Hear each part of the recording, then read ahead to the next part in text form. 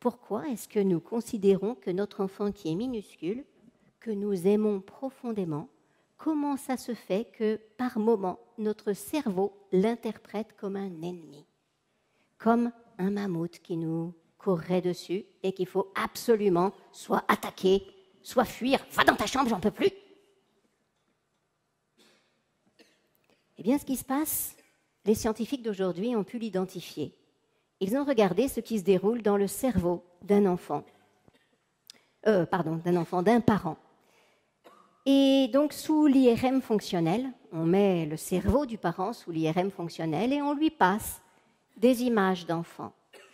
Lorsque un parent voit une image de son enfant en train de pleurer, un petit film où il voit son enfant pleurer, immédiatement, tout son cerveau est baigné d'ocytocine.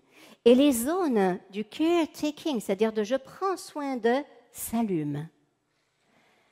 Toutes ces zones s'allument dans son cerveau et donc nous sommes, en tant que parents, invités à aller prendre soin de l'enfant. Pas chez tous les parents. Seulement chez les parents qui ont reçu, enfant, l'attachement dont ils avaient besoin.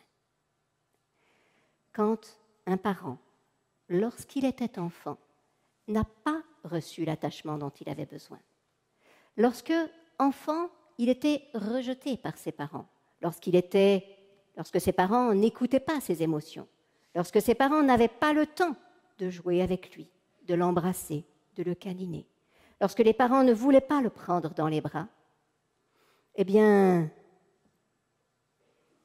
dans son cerveau, l'amygdale, déjà, qui a eu trop peur, l'amygdale a sonné trop souvent, donc elle est hyper réactive.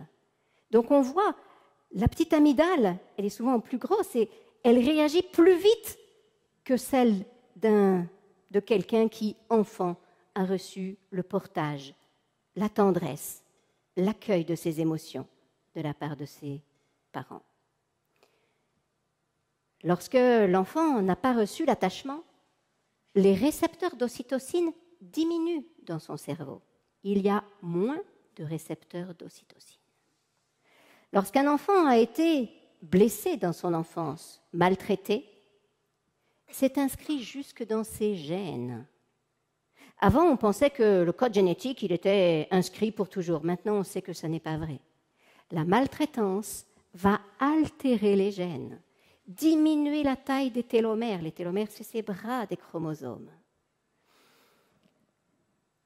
Ça va s'inscrire dans le patrimoine génétique pour 3 générations. Et donc, lorsque un parent qui n'a pas reçu l'attachement dont il avait besoin est face à son enfant qui pleure, ou même face à un enfant qui lui tend les bras et vient vers lui, eh bien, du fait de cette histoire personnelle, de l'hyperréactivité de son amygdale, du manque de récepteurs d'ocytocine, il interprète la sollicitation de l'enfant, le pleur de l'enfant, l'émotion de l'enfant comme étant un danger. Et c'est à ce moment-là qu'on prend l'ennemi. En fait, ce qui s'allume dans le cerveau de ce parent-là, ça n'est pas la zone de « je prends soin de ». Il y a 0 ocytocine libérée dans son cerveau. Ce qui est libéré, c'est l'adrénaline, le cortisol, les hormones du stress. Et donc, c'est vraiment important de mesurer que quand un parent hyper réagit, crie, frappe son enfant, ça n'est pas un mauvais parent, ça n'est pas un méchant parent. C'est juste un parent qui a un cerveau sous stress.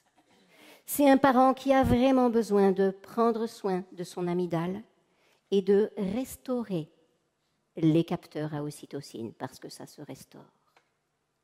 Et donc, c'est un parent qui a besoin de beaucoup de câlins et de contacts de la part de son partenaire ou de la part de ses amis pour pouvoir restaurer l'ocytocine. C'est un parent qui a besoin de pouvoir guérir son histoire pour pouvoir être de nouveau apte à regarder son enfant comme son enfant et non pas comme une source de danger.